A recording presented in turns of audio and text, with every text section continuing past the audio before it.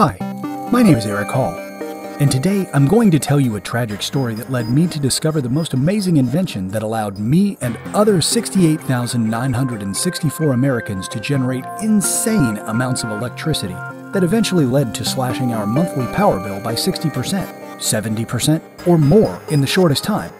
And it can do it for you too.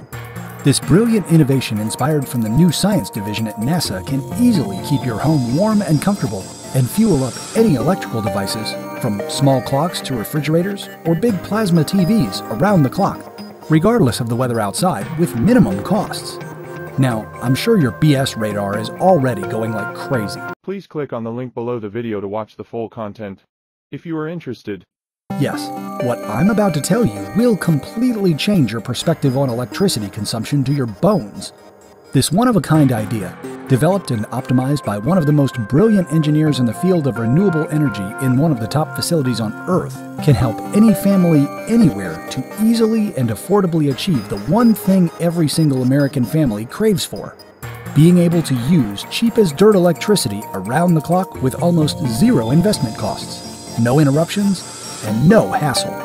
Once you find out the science behind this updated, innovative idea and realize how helpful it is, and how it can completely cut your dependence on the greedy, money-hungry electricity cartels, you'll kick yourself for not thinking about it earlier. A relatively old idea reinforced with modern adjustments that guarantees your family goes safely through winter storms, floods, power blackouts, or even hurricanes, keeping you and your loved ones safe from dangers. In fact, in less than 3 minutes, you'll find out how to build this amazing system and start pocketing the extra money it will save you. Because building it will be one of the most fun and cheapest things you've ever done. Not to mention the kick you'll give to the power company once you realize there is a better, cheaper, and cleaner way to get energy. This endless energy source can be built in a few hours, and the design is so simple, you can build it with your son or grandson while enjoying a fun afternoon. So pay close attention for the next few minutes. Make a note of the easy building instructions I give you. And the next time one of your family members turns on the AC at full blast, or accidentally leaves the lights on in the family room all night, you won't need to act like a power Nazi and flip out, because you'll feel absolutely zero stress, anger, or worry about what the costs will be.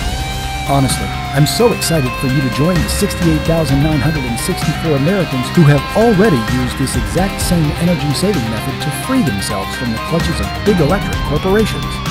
And I know you're probably curious, and you want to know exactly how this simple system works right now, in every little detail.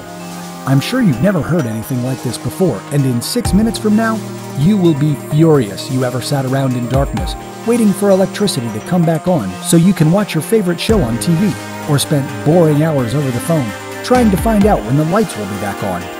So let me go ahead and tell you who I am, and why I know the secret to becoming truly independent energy-wise, both securing the future for you and your family, and eliminating your electric bill almost entirely, and doing it with nothing but a few simple components you can probably find at any junkyard.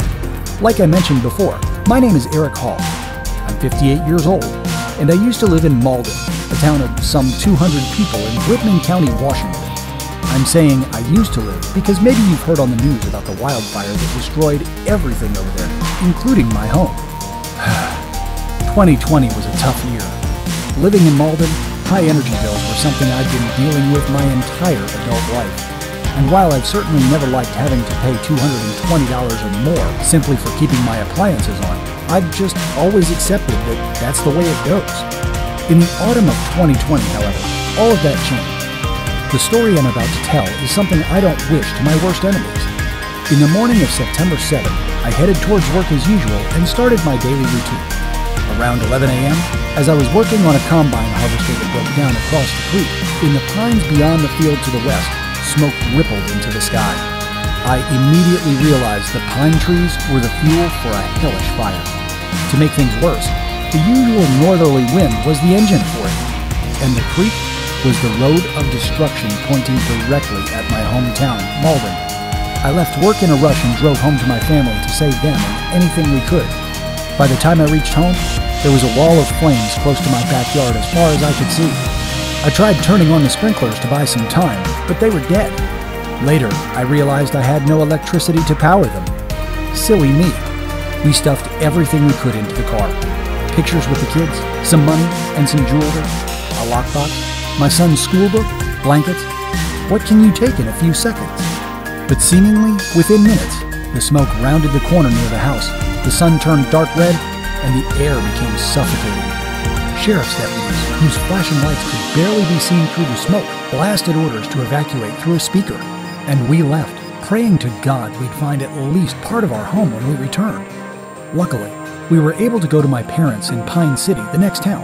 A few days later, after the fire went out and authorities allowed us to go back, we went to check the results. I couldn't believe my eyes when all I saw were some piles of ashes and the metal remains of what used to be my garage door. You can't even imagine what I felt. 50 years of priceless memories gone in a few hours, and no way of getting them back. All we had were some pictures. All my life's work turned to ashes. But that was nothing compared to my children's tears down their cheeks, desperately trying to understand what they were witnessing. I've never seen them cry like that. That was the single most devastating moment of my life. I felt like such a failure. I felt powerless because I barely saved the ones I cared for most. And I felt angry. Angry that I'd let my family get into this position in the first place. Angry that I was completely dependent on the government for my family's safety. And angry at myself for being complacent for so long, while just taking it as danger kept approaching. Please click on the link below the video to watch the full content. If you are interested,